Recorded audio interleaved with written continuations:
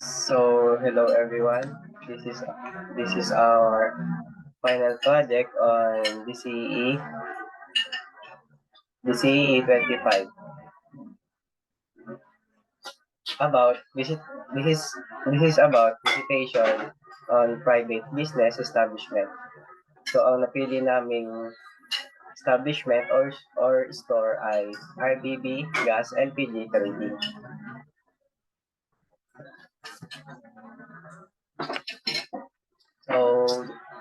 So meet our team. So just the two of us. And this is the topics that we will discuss in this presentation. First is demographics. Second, housekeeping. Third, material handling. 4, material storage. 5, fire safety. 6, electrical safety. 7, occupational health.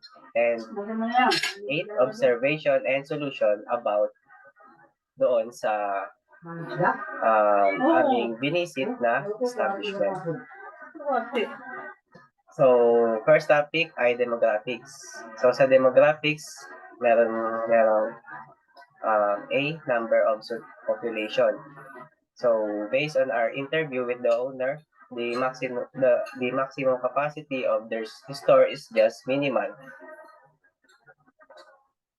So, basically, dalawa lang po sila na andoon sa kanilang or nagpapatakbo sa kanilang store or establishment. Si kuyang owner or si sir and yung kanyang staff na nag-iisa because they also accommodate house-to-house delivery. Next is population by age and gender group. So mostly customers is around 30 to 50 years of age because they are the adults that they are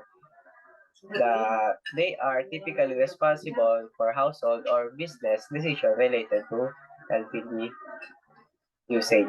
So technically around 30 to 50 years yung mga customers na bumibili or pumupunta sa kanilang establishment or store. Next topic ay housekeeping. Sa housekeeping, merong discuss the 5S philosophy that the establishment applies to their system. So,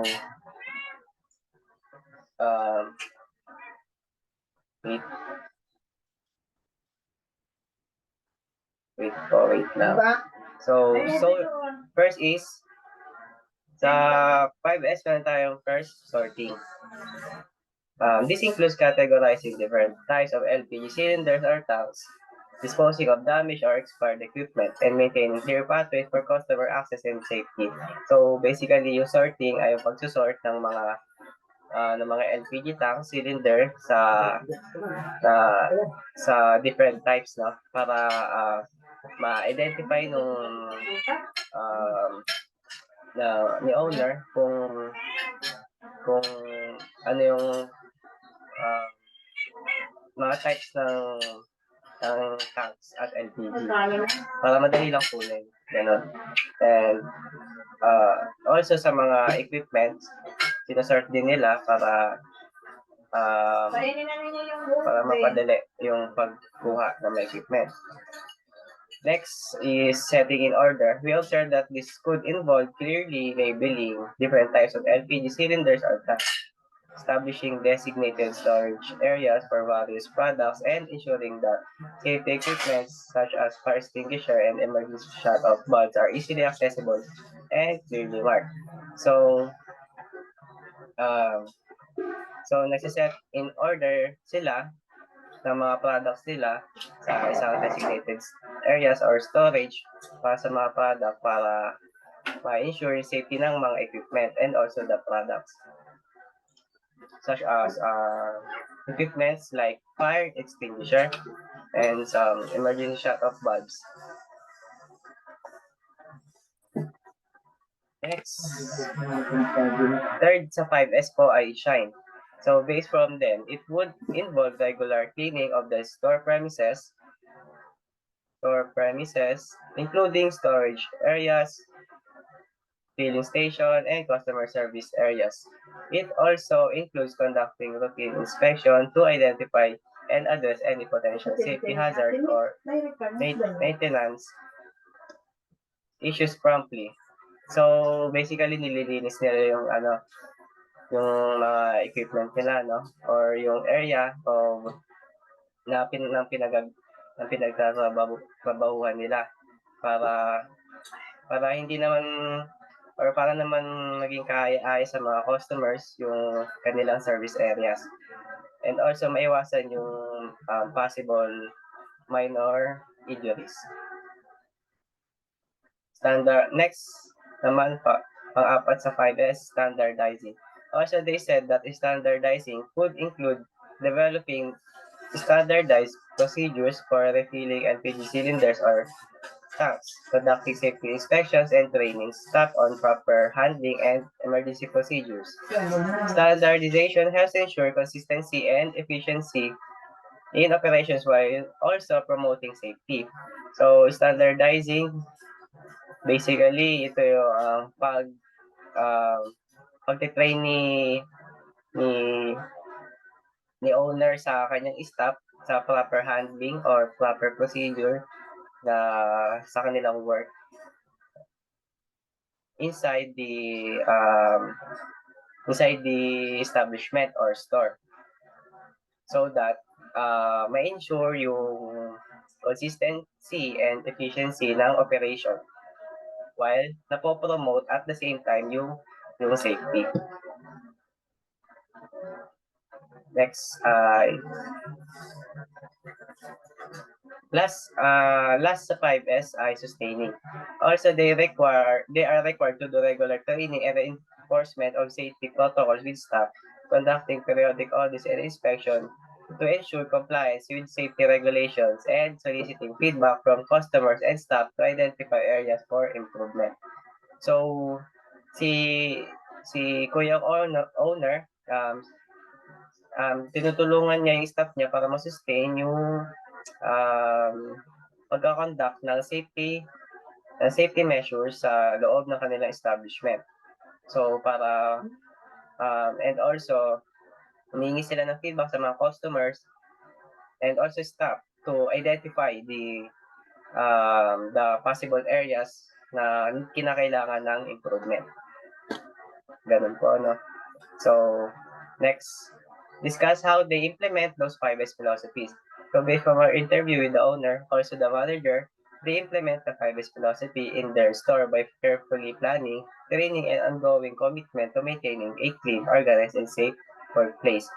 So technically, sabihin ko lang yung sa sinabi ni Kuya Owner sa interview namin na ma-attend siya ng seminar.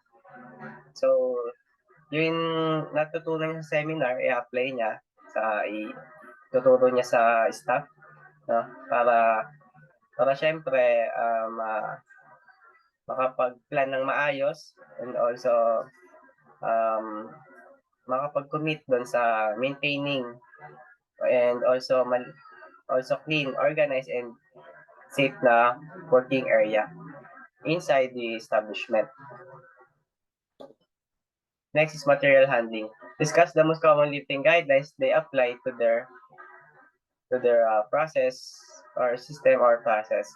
They said that the most common lifting they do is through manually carrying from the store to the vehicle they use for delivering. So, yon manual lifting lang sila. Kasi kaya naman, may mga maliliit naman na tanks po na nakita namin doon. Ginagamitin nila ng manual lifting.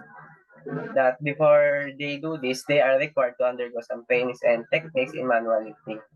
Yun nga, dahil doon sa natutunan nila sa seminar, ma-apply na nila yun sa kanilang business. Para maiwasan din yung possible hazard and some serious injuries while working. Next, identify the manually powered hand equipment that they use. So, nakikita nyo sa right side of the presentation, meron tayong cylinder trolleys na merong malaking tank. So, yan yung ginagamit nila sa pag-transfer ng mga tanks. Yung mga malalaking ano na yan, malalaking tanks. Transfer nila sa truck or sa tricycle na kanilang delivery or transportation na ginagamit. Transportation vehicle. Next is identify the mechanically powered handling equipment that they use. So again, ito rin pala. So, pangalawa ginagamit nila ay tricycle. Ay, hindi. I mean, mechanically powered na pala to. Ang banda na to. So, sa mechanically powered handling equipment, ginagamit po nila ay tricycle. Ginagamit nila ito sa mga medyo malayo. Medyo lang naman. Medyo malayong dideliveran ng kanilang product. Next is, meron silang truck din. Para naman, itong truck naman ito, para naman po ito sa talagang malalayo na or bulk orders na product nila. And syempre malalayong lugar para dun sa mga de-deliveran nila. Next is discuss the safety protocols they implement for those types of equipment. Based from them, they are assuring that each equipment is in good condition before they use it, both manually and mechanical equipment. First is the cylinder trolley. They do assure that the traps or brackets should be in place to securely hold LPG cylinders on the trolley. So basically, kailangan ingatan yung or i-make sure na yung straps or brackets ay nasa maayos na lagay. Kasi if ever na matanggal ito or hindi siya maayos, possible malaglag yung tank doon sa trolley. So, pwede mag-cause ito ng serious damage. Like, malaglag sa paa yung tank. So, material storage. Next topic for port. Describe the warehouse or storage facility that the establishment has. Identify if it is properly illuminated, properly ventilated, and has at least 2 fire exits in case of an emergency.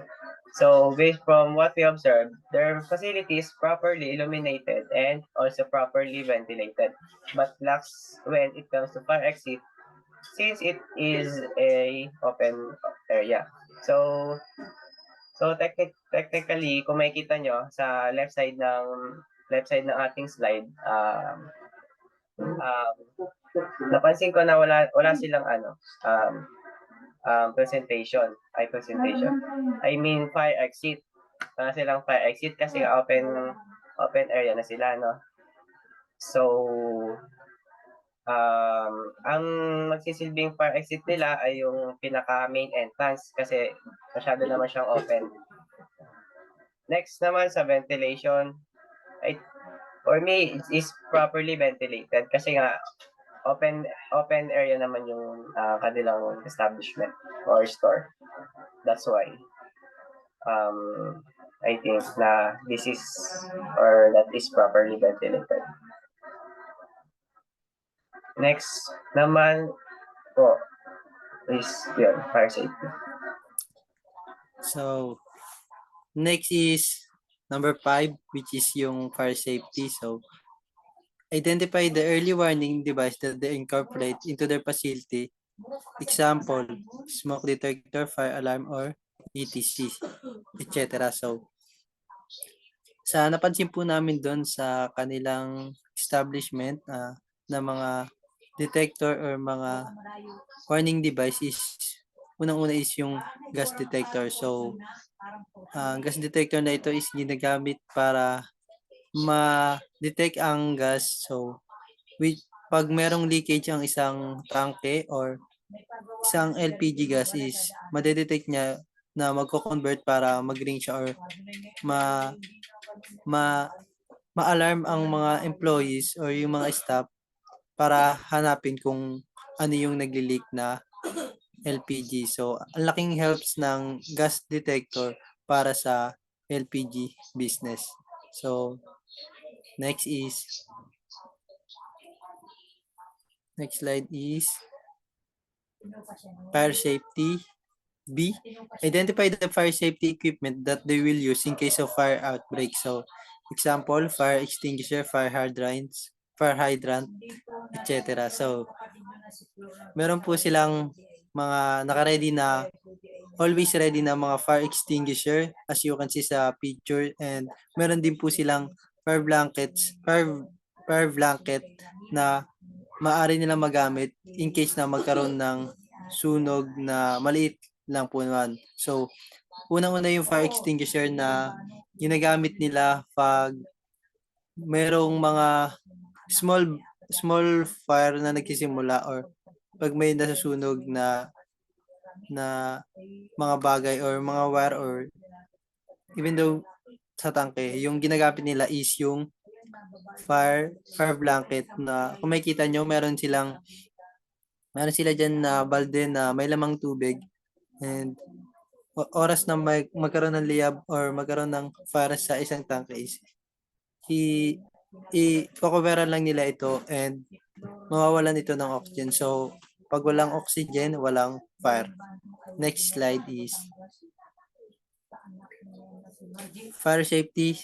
C. Discuss the protocols in case of fire outbreak. So, sa ilang years na pagtatrabaho nila, sir or sir or ng owner is wala pa naman nangyayaring aksidente dahil ina-assure nila na always na bago at nire-regular maintenance nila ang kanilang mga tanks at hindi sila tumatanggap ng may mga sira galing sa mga customer nila. So, ina-assure nila na always safe ang kanilang business dahil isang pagkakamali lang pwedeng mawala ang kanilang business. So, based from them, since they are only two workers, as long as they can distinguish the fire, they will try, but in case meron silang mga hotline number ng VFP to provide for the fire support.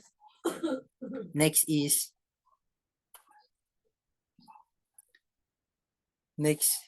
slide.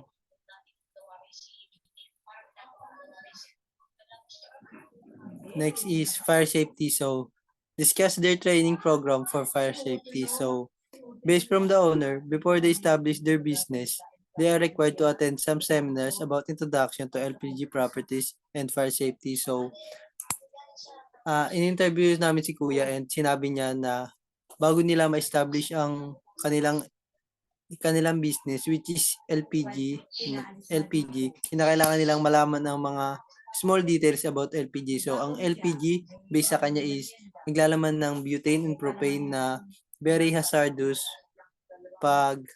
at very onting pagkakamali lang pwede itong magliyab. So,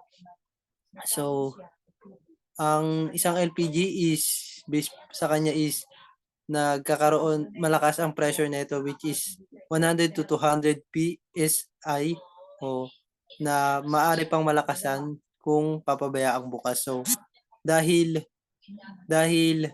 merong ginagamit na regulator or mga controller kung kaya napapahina natin at nalalakasan ang isang LPG. So, kinakailangan ni Kuya alamin lahat ng properties or mga nilalaman ng isang LPG para laging para aware siya sa pinapasok niya na business. So, next slide is Next slide is electric safety, number 6. Discuss the organizational measure and technical means that the system applies to prevent harmful and dangerous effects on worker from electric current, arising electromagnetic fields, and static electricity. So, we observe na nililimit nila as possible ang mga electric wires nila. So, because they only have one electric wiring na ginagamit nila for gas detector, uh, light bulb, and electric fan. So nakita namin na hindi sila gumagamit ng mga overloaded na extension. So, dahil nga sa LPG ang business nila, nililimit nila na as much as possible, konti lang ang wire na ginagamit nila dahil pwede itong mag-cause ng fire pag nagkaroon ng spark. Next slide is number 7, occupational health. So, discuss the common health problem that the workers in the facility commonly encounter based on the nature of their job. So, sinabi po sa amin to ng mga staff ni Kuya, ni Sir, na ang workers is na minsan na often face nila ang mga respiratory issue na due to exposure to gas. So, sinabi sa amin ni Kuya na tuwing nagsasalin sila or nagre-refill sila ng mga gas is na-expose sila sa mga gas fumes na maaaring makasira sa respiratory nila. So, may mga protective gear naman sila na ginagamit para malesen ang na expose sa kanila na gas. So, additionally, there may be risk sa burns, injuries, or mga injuries nila sa pagbubuhat or paglilip ng isang gas or LPG. So yun lang naman yung mga mostly na natatanggap nila na commonly na encounter nila na mga health problems when it comes sa kanilang nature ng job nila. Next slide is B. Discuss what the management does to prevent those health problems. So, they add that the regular safety measure and proper training are crucial to mitigate these health risks. So, ayon nga sa sinabi ko kanina na bago sila sumabak sa kanilang trabaho is umaattend sila ng mga training. Sinabi nila na umattend sila ng training at umattend sila ng mga training para malesen ang hazard na maaari nilang matanggap or mga risk when it comes sa pagbubuhat at gumagamit din sila ng mga protective na gear para sa kanilang health. Next slide is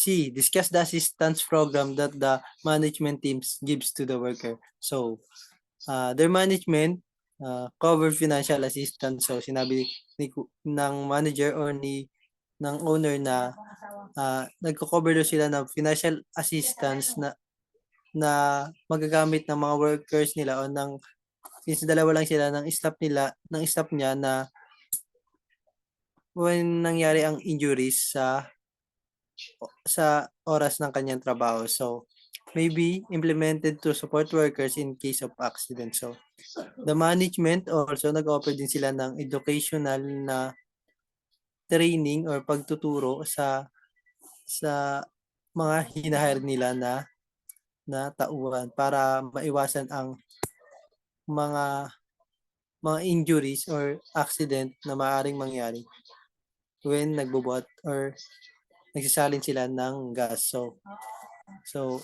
ina-always nila na laging safe and conducive working environment. Next slide is. So lastly is the observation and solution. So based on the observation system, the facility establishment identify the most common problems that they encounter from the basic occupational health and safety engineering viewpoint. then try to solve the problem by proposing a list of solution to solve those problems. So, from what we observe po is, isa lang naman po ang na-observe namin not isa po pala, dalawa po na problems nila when it comes sa kanilang establishment. So, unang-una po ito yung electric wirings nila dahil as you can see po sa picture na nakahang lang po ito or walang proper na designated na daan sa kanilang establishment. So, na solusyonan po kami. So, we come up po kami sa solution na covering and fixing the electric wiring to have a proper and safer way of designated to it. Dahil isang pagkakamali lang po na maaari yung mga wire po nila or kunyari aksidenteng masagi is pwedeng magkaroon ng mga spark na magkakos ng isang sunog. So, also, nakita din namin po na lock sila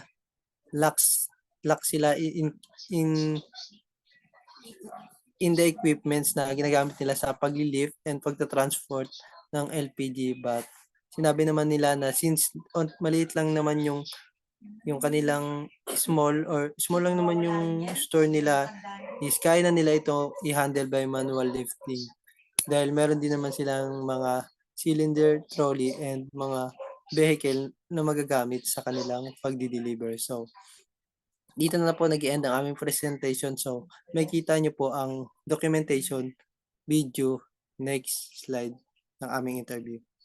Thank you.